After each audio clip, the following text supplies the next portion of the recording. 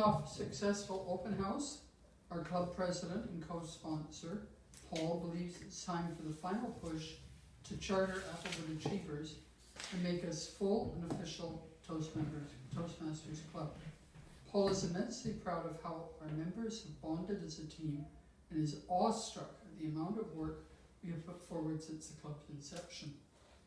He believes that we can end 2018 strong and reward ourselves by finding those last few required members and earning the club's official Toastmaster banner. Paul Nichols, let's turn 2018 into a banner year. Let's turn 2018 into a banner year, Paul Nichols.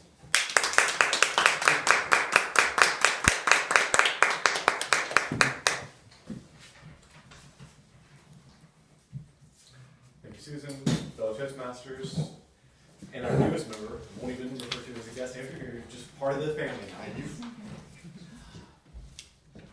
I was really awestruck last week as I watched the team come together and collaborate on the second Applewood Achievers open house. The first open house was very early on, right when we were forming as a group of 5-6 people, a very small group.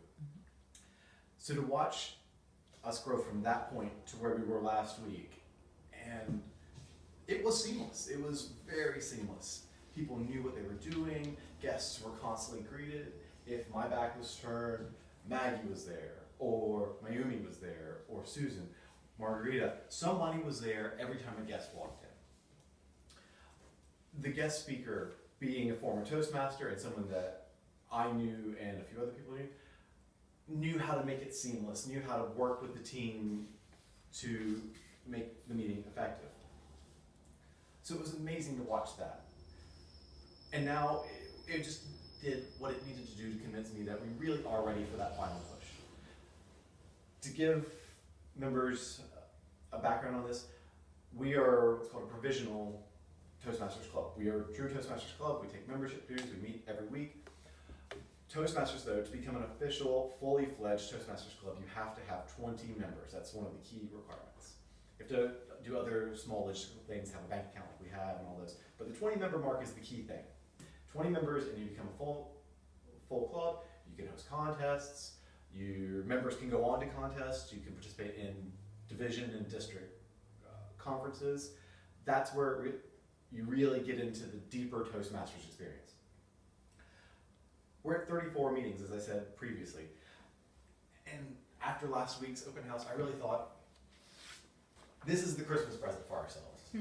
This is the big bow on top of the present that my Mondays always are. My Mondays are always a present. Now it's time for the bow. And that bow is the banner. And so for those of you who haven't been in a previous Toastmaster meeting, every club, once they're an official club, has their Toastmasters banner, their name, and that's what you get to, you hang up, you usually hang it up right here every week. And then as you do other things, as members go on to be area directors or division directors, you get banner, you get sashes that you hang off of the banner. That's the bow that I want for us for 2018. Why is this important though? It's not enough just to say that we want to do this. So there's a couple of key things that happen. I mentioned that, I hinted at them earlier. One, the next level of Toastmaster experience, the contests, the conferences, members being able to go on to do more advanced roles like area director or so on. You can only do those really once you're a member of a full-fledged Toastmasters Club. The longer it takes to do that, the longer it is before members can do that, participate in those events. Pathways, which is the learning system. The way the rules are set up, members can only give their icebreaker speech before the club charters. Now there are other rules that you can do that can help work on that pathway speech. When it comes to speaking, you're really incentivized to get to that point where the club's chartered so members can progress through their learning experience. And it just gives us that official club status, and it takes a lot of stress off of all the members. So it is really important to move forward and constantly progress through the process. And I think we can do it. I think we've been doing it long enough. Move forward. So how do we get there? To date, we have 14 members. my fabulous Applewood Achievers charter chart has been sitting there for a while. The rules are quite simple on the membership. You can have 3 what are called dual members, and Don represents one of those. Those are people who are members of 2 clubs, but you can only have 3 because we want to make sure that we have new, fresh Toastmasters that aren't pulled in multiple directions. That leaves you with 17 other members that you have to find. To date, I'm trusting Andrew now. I've learned how to do an EFT now, so we're halfway there. That makes it 12 of the 17 single club members are in our draft. That means we've got 5 left, 5 to go. We've had 2 houses. We've had 2 open houses to date. We've got 27 guests that have signed that book. We need to come find that plan going forward, and that's really the last point that I need to address with you today. This is where I ask all of you to move forward. Look to new networks, places that maybe you haven't mentioned Toastmasters before, or areas where you haven't even participated in before. For example, I'm going to, on November 6th, go to the Etobicoke Business Networking Breakfast. Never been to it, don't know anyone there, but it's a prime chance to get to know some local Etobicoke business people, tell them all the great things that Toastmasters can provide them, and hopefully get a member or 2. The management team I'm going to work with Don. I want to engage our division and our district just to kind of put those notes out there and say, hey, we're active, we're really ready. We could use an extra tweak here or there, or if you get a phone call at the district division level saying, I want to join Toastmasters, where's the club? Mention us. Other clubs can always love to have members. We legitimately need the members to charter. For everyone, refer it to a friend. Anyone you think might need it. Talk about what Toastmasters brings to you. You don't have to do the hard stuff, just tell them what it does to you, and they will walk away and go, maybe that could do the same thing for me. Maybe it could make me a better speaker, a better leader. Maybe it could help me improve my confidence level. And then the last 2 things, on I refer to as my 5-point plan going forward. We're going to reach out to previous guests that are in that book, and I'm going to challenge members to bring a guest every week. It may not happen, but for the member that brings the most guests between now and the end of December, even if we charter before then, personally I'm going to provide a prize yet to be determined for that member. So it's just bringing the members. You don't have to do the final sell to convince them, but just bring the members here so they can see what Toastmasters is about. Bring the most people, win a prize. Who doesn't love that? In conclusion, we're almost there, guys. 70%. Even 75 now, I think. Really appreciate you being here, Andrew. That said, we need to complete the process. It's been going on since April, May, when we first had that initial meeting.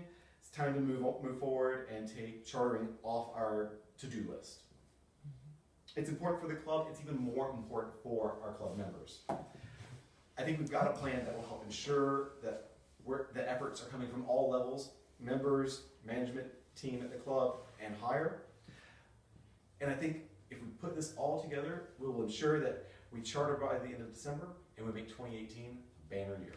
Thank you very much. At this point, I will open the floor to questions that you may have about the speech, about the Toastmasters chartering process. Anything you've got is fair game. Stop, collaborate, and listen.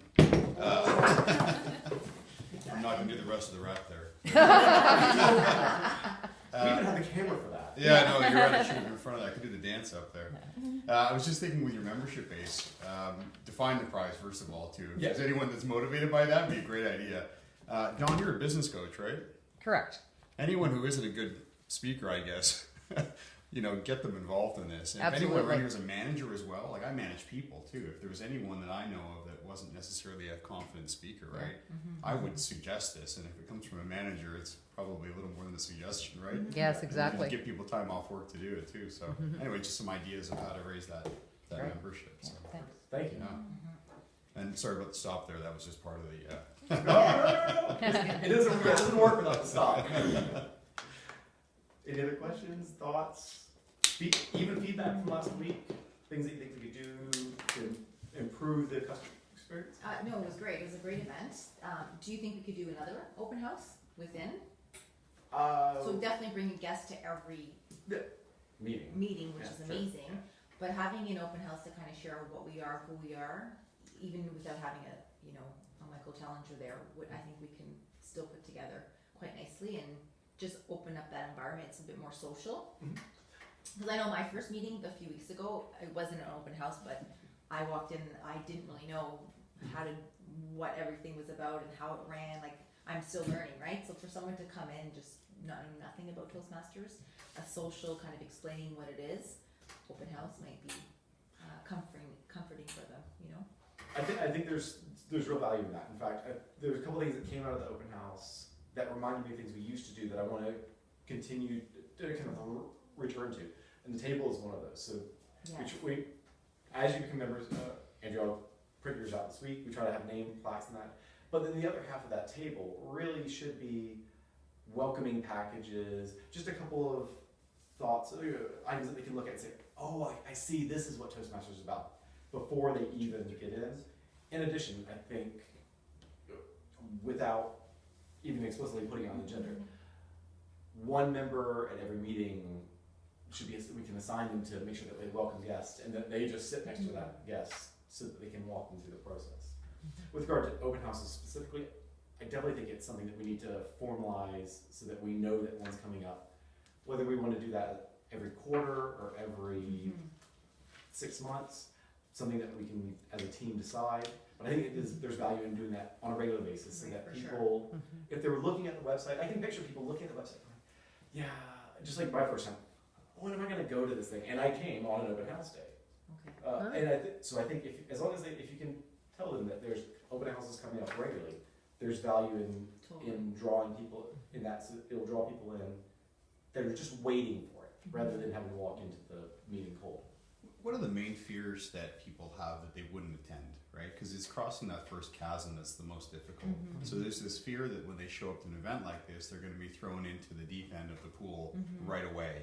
So if there was somehow a way to speak to the audience where they didn't feel this pressure, and you can kind of just ease them into this thing, and maybe explain that and speak to their insecurities and their fears, it might attract more people in those open house environments, right? Absolutely. Because it's hard to cross that chasm. And for me, attending the first time last week, I'm probably more extroverted than the average person and maybe has challenges with this, but a lot of people feel really, for sure. And they may not want everyone kind of attacking them when they come in the door. They may just want to kind of ease into the background at first. Anyway, just a thought. And I think that's one of the things. And I think particularly for the Toastmaster meeting, or anytime we're Toastmaster up here, if there's a guest, one of the things that we always do is we try to invite guests to speak and ask why they came and give a couple words. I think especially if you have a guest that comes more than once, when you can tell they're still a bit nervous, you can one of the important things is to reassure them that this is very much a self-paced process. We'll support you. We'll even give you that little encouragement if you become a member to say, if you've gone a month and you haven't done your first speech, what do you think about that? Are you nervous about it? Is there anything that I can do to help you with that? Gain confidence to give that first speech. But I think that is definitely a conversation that needs to be had almost on a weekly basis with guests and new members to say, remember, this is at your pace. If you're uncomfortable, take a step back, just watch for a week, let us, and then find one person in the club that you're comfortable speaking to, and then let them know what you're nervous about. And that's speaks to what we were saying earlier about the mentoring process. That makes a lot of sense. And that's a definite area that I think we're going to need to grow in as we grow as a club and we get more and more new members. So that there's that safe space, safe person that you can always go to, even after the meeting, type of email. Oh, I was really nervous when the Toastmaster kind of put me on point to do table topics, so that can filter back up and we can say, please, to the Toastmasters, such and such person doesn't want to be called out to do table topics. Give them their space. That kind of conversation, and any questions they have or concerns. Yeah, certainly we need to make sure that that's an ongoing conversation to keep our members and our guests comfortable. I just want to make sure that my comments here don't take away from what a great job you guys did last week as well. So, that's more just constructive feedback above and beyond what you've already done, which is very good. So. Adding on to what Margaret said, I can do one in beginning of December as a year-end party rather than open house. Mm-hmm. Then That's a great idea. Oh, that's an option, yeah. Yeah, we could actually, and I was looking at I've set agendas for the rest of the year and left a couple spots where I don't know if people are gonna be here, but we'll send an email out to the members and say, here are the dates of the remaining meetings. Here are the dates we've decided not to. Does anybody think we should have a meeting? And if so, do you just wanna have, like say, an end of year celebration that we can turn into a very informal event? I just being politically correct, Christmas. Yeah, exactly. Yeah. So I think that's good. And just to add a little bit on to what we were just talking about, for our regular meetings, if we are bringing guests with us, having what we talked about last week at the open house kind of brought to the floor and talking a little bit about the benefits and why someone may join would be great too. Absolutely. Having those questions, so we always kind of maybe make that a table topic when a guest is here to kind of share again with them the bigger picture. True. Because a lot of people, like I said, I only knew a little bit about Toastmasters because of my friend sharing with me. Otherwise, I would have really not known what Toastmasters was about. True. So I thought there'd be a lot more toast involved. I was. I know, I was really disappointed. The open house game, That's it was food at the pizza open and house, toast. that's it. Toast and jam.